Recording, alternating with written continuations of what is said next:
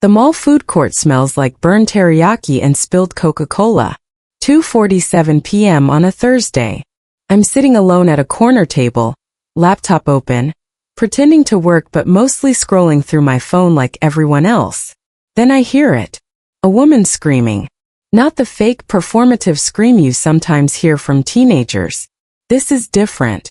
This is the sound of someone whose entire body has realized something is desperately wrong. I look up. Everyone looks up. There's a man about 50 feet away, moving through the crowd too fast, too deliberately. He's got something dark in his hand. At first, I think it's a wallet he's stolen, some kind of street crime unfolding in real time. But then I see the woman pulling at a little girl, trying to drag her backward, and my brain finally catches up to what's happening. The man reaches them in 3 strides. The woman, the girl's mother, I'll learn later, throws herself between him and the child. He shoves her into a planter. She hits it hard enough that I hear the ceramic crack from where I'm sitting. I don't remember deciding to move. There's just this moment where I'm standing and then I'm walking and then I'm running and none of it feels like a choice. Feels like something else choosing for me. Hey! I'm shouting things. Stupid things. Hey, stop. Stop right there. The girl is 3 years old. She's wearing a yellow dress with cartoon princesses on it. This detail will haunt me for months. What happens next takes maybe 40 seconds. Feels longer. The thing about being the person who did something is that everyone wants to know why. Why you and not them? As if heroism is a personality trait you're born with like height or eye color. As if choosing not to watch someone hurt a child is a choice at all. The truth is more complicated and way less inspiring. I've spent my whole life noticing injustice and doing nothing about it. There was my freshman year roommate in college. His name was Derek. Brilliant programmer, terrible person. He used to make degrading comments about our other roommate, this quiet guy named Jamal who worked 3 jobs and still had to take out loans. Derek thought this was funny. He'd say things about affirmative action, about how Jamal didn't earn his spot. All this casual poison disguised as observations. I heard this for 9 months. I never told Derek to stop. Not once. We'd be sitting in the common room, and Derek would make some crack about Jamal's accent, or his clothes or his background. And I'd feel this hot twist in my chest. I knew it was wrong. But I'd just stay quiet. Keep scrolling. Change the subject. Then I'd feel guilty about it later, alone in my room, which made me feel virtuous in a twisted way. Like guilt was the same thing as integrity. Like feeling bad about something meant you'd done everything you could. Jamal moved out sophomore year. I told myself he probably had his own reasons. This pattern repeated itself for nearly 2 decades. I watched my boss take credit for my colleagues' ideas, watched her confidence shrink every time he presented her work as his own. I knew it was happening. I said nothing. I watched my friend's boyfriend get incrementally more controlling, isolating her from people who cared about her, making her ask permission to see her family. And when she reached out to me, confused and hurt, I gave her gentle advice instead of the truth. Get out. This is abuse. I will help you. Instead, I nodded sympathetically and waited for her to figure it out herself. Took her 4 years. I'm not telling you this because I want you to feel sorry for me. I'm telling you because something had shifted by the time I was in that food court. Something small, almost invisible but persistent. A growing nausea with being a person who knew better and did nothing. Not enough to change my behavior yet, but enough that I noticed it. Enough that I'd started hating the feeling of my own silence. So when I saw that man reach for that little girl, the equation was different. The cost of inaction had become impossible. His name was Marcus, 48 years old. He had a restraining order against him that he'd violated 17 times. He'd been arrested for aggravated assault, for stalking, for breaking into his ex-wife's apartment at 3 in the morning. This information, I'd learn later, had been public record the entire time. The mall security was useless. By the time they arrived, 3 separate civilians, including a woman who worked at the Lululemon next door, had already tackled him to the ground. He was screaming about his rights, about false accusations, about how everyone was against him. The police came. They took statements. They took him away in zip ties and rage. The mother, whose name was Sarah, had a cracked rib. She was insisting she was fine even as her hand kept drifting to her left side, her face going white every time she breathed too deeply. The little girl, her name was Emma, didn't cry. That was the part that stuck with me. She just stood there in her yellow dress, watching her mother bleed, and didn't cry. I gave a statement, told the officers what I saw. They took my contact information and seemed grateful that at least someone had done something instead of filming it for social media. I drove home feeling strange. Not heroic. Not relieved. Just hollow. Like I discharged some obligation and now I wasn't sure what came next. 3 days later my phone rang. Unknown number. I almost didn't answer but something made me pick up. Mr. Chun. A woman's voice. Formal. Professional. Yes. My name is Margaret Thorne. I'm an attorney representing the family of Emma Watkins, the 3-year-old you assisted at the Riverside Mall on Thursday afternoon. The way she said it, assisted, like I'd helped someone carry groceries, like it was a transaction. I'm calling to ask if you have representation. I laughed. Actually laughed. Representation? For what? The Watkins family would like to discuss a business proposition with you, but we'd prefer to conduct that discussion through counsel. That's when I should have understood. That's when the pattern changed. But I still thought she meant something normal. A reward. Maybe a news story.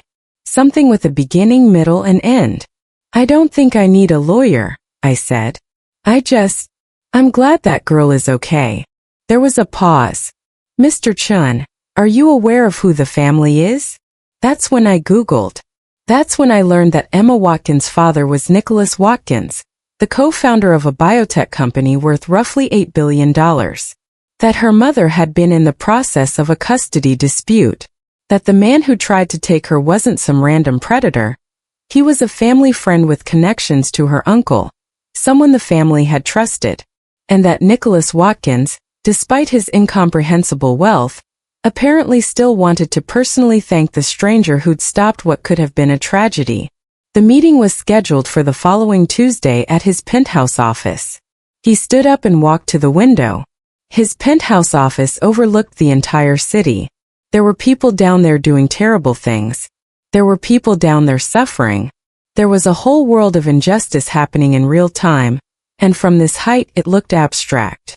I can't change who I am, he continued. I can't become someone who sees injustice and stops it. The money in my brain is wired wrong, too much capacity for rationalization, I think. Too much ability to see both sides. So I need people around me who have what I don't. He turned back to me. I need you. I felt something in my chest become very tight. Mr. Watkins, I appreciate the offer, but there's a condition, he said as if I hadn't spoken. My brother, Charles. 3 months ago, he came to me and told me that his business partner was embezzling. Not thousands, millions. And he was terrified. Nicholas sat back down. His voice became quieter. And I told him it was too complicated, that there were legal issues, that he should hire lawyers and let the process work, that getting involved would be messy. And you know what? It was easier for me to believe that. It was more comfortable. He leaned forward. He didn't pursue it. The embezzlement continued. The company nearly collapsed. Charles lost everything. His house. His marriage. His self-respect. The weight of what he was asking settled over me. You want me to. I want you to work for me because when you see something wrong, you move toward it instead of away. I want you to work for me so that I have someone who will tell me the truth even when the truth is uncomfortable. Even when it's expensive. Even when it would be easier to pretend I didn't know. I stood up. I needed to move. That's not a job, I said. That's a conscience. That's something you have to develop in yourself. I don't think I can, he said simply. I've tried. For 49 years I've tried. And every time something difficult comes up, I make the cost-benefit analysis and I choose comfort. I can't not do that anymore. It's too deeply wired. So I need to hire someone who thinks differently. I walked to the window. The city looked the same as it always had. Beautiful and broken and indifferent. If I take this job, I said slowly, I'm not going to tell you what you want to hear. I'm going to tell you what I actually think. Even when it conflicts with your interests. Even when it costs money. Yes, he said. And I'm not going to clean up after your brother, or your business or fix things because you decide too late that something matters. I'll tell you the truth, but you have to act on it. I understand. I turned around to face him. His face was desperate and hopeful and terrified all at once. If you hire me because you think that will make you a better person, you're wrong. It won't. It'll just mean you have someone else to ignore. He nodded. He already knew this. I took the job anyway. The first 6 months were brutal. Nicholas would ask my opinion on something, and I'd give it to him. He'd disagree. We'd talk in circles for hours while he looked for the angle where I might be wrong, where his original instinct might be justified. Most of the time I was right. This should have felt like winning. It didn't. There was this incident with one of his senior executives. A woman named Diane who was clearly stealing intellectual property to sell to competitors. The evidence was circumstantial but substantial. I brought it to Nicholas and recommended immediate investigation. He hemmed and hawed for 2 weeks. Diane was brilliant. Diane brought in revenue. Diane had been with the company for 12 years. Maybe I was misinterpreting the data. I showed him the data again. He still didn't want to believe it. Finally, I said, if you wait for certainty, you'll wait until she's already burned the company to the ground. You're looking for permission to ignore this. I'm not going to give it to you. He fired her the next day. And then he spent the next month having lunch with her repeatedly, listening to her explain why she'd done it, trying to understand how he'd missed it, trying to understand what kind of person he was if he could know someone for 12 years and not see this in them. He became quieter after that, more withdrawn. I wondered if I'd pushed him too far. Then one afternoon he called me into his office and told me about a board member who was using company confidential information to make private trades. It was a federal crime. It would be a massive scandal. The fallout would affect thousands of employees. We have to report it, I said. I know, he said. I've already decided that. And then he looked at me with this expression, not gratitude exactly, but something like acknowledgement. Like he'd just realized what it meant to act with integrity when the cost was genuinely high. I wouldn't have done this 6 months ago, he said quietly. I would have convinced myself it was too complicated. I would have found reasons to wait. The case took 2 years to resolve. The board member went to prison. The scandal was significant but manageable. The company survived. What I didn't expect was how it would change Nicholas. He became someone I didn't recognize. Not better. Just different. He'd make decisions that were ethically clear but financially devastating. He'd turn down opportunities because of a moral objection that most people in his position would have rationalized away. And he'd look at me sometimes with this expression that made me uncomfortable. Like he was grateful. Like he owed me something. One day, about 3 years into working for him, I asked him about Emma. I realized I'd never actually asked how she was doing. She's 7 now, he said. She's in 2nd grade. She loves science. She wants to be a biologist. He pulled up a photo on his phone. She was still wearing bright colors, still had that serious expression I remembered. But she was whole. She was safe. She was thriving. Thank you, he said, for that day. But also, thank you for what you've made me. I didn't know how to respond to that. Because the truth is, I hadn't made him anything. I just refused to let him hide behind his own power and money. And sometimes that refusal had hurt him. Sometimes it had cost him. Sometimes he resented me for it. We never talked about the day he hired me. We moved past that conversation into a working relationship that was more complicated than either of us had anticipated. But here's what I realized somewhere along the way. Nicholas was right about one thing. Most people don't move toward injustice. They rationalize. They find complexity where there's actually simplicity. They wait for perfect information. They wait for someone else to act first. And the thing that separates the people who act from the people who don't isn't courage or heroism or any of that mythologized stuff. It's the ability to live with discomfort. To say something out loud that you're supposed to keep private.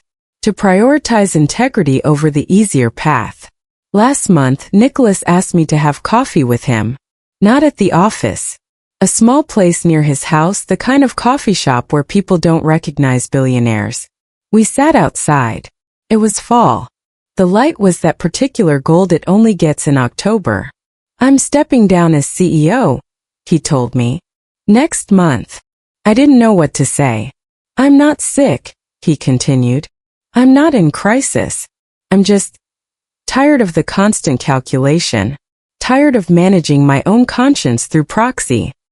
He stirred his coffee slowly. I want to actually be the person I've been pretending to be for 3 years. And I don't think I can do that while running a company. We sat in silence for a while. The October light stayed gold.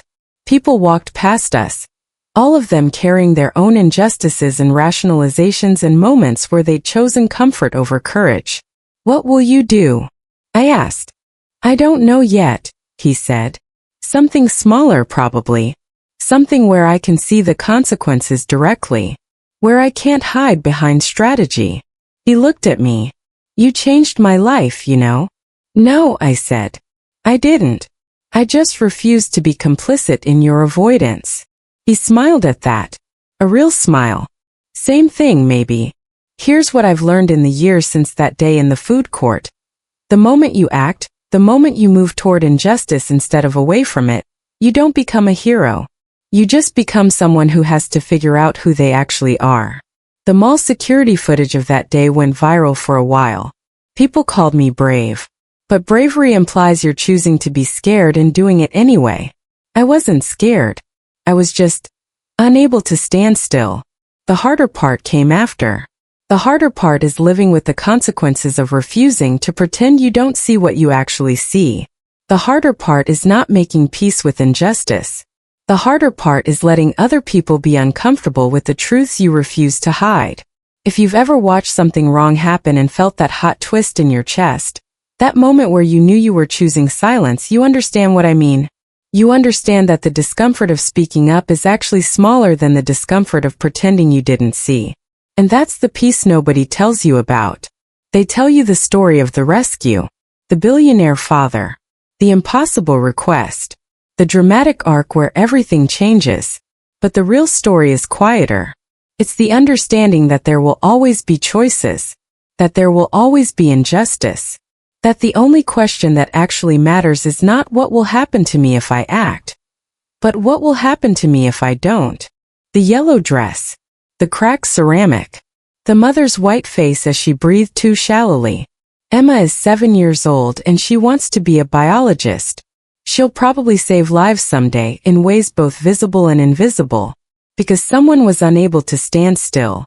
But more than that, Nicholas is learning to be a person who can't rationalize away the hard things.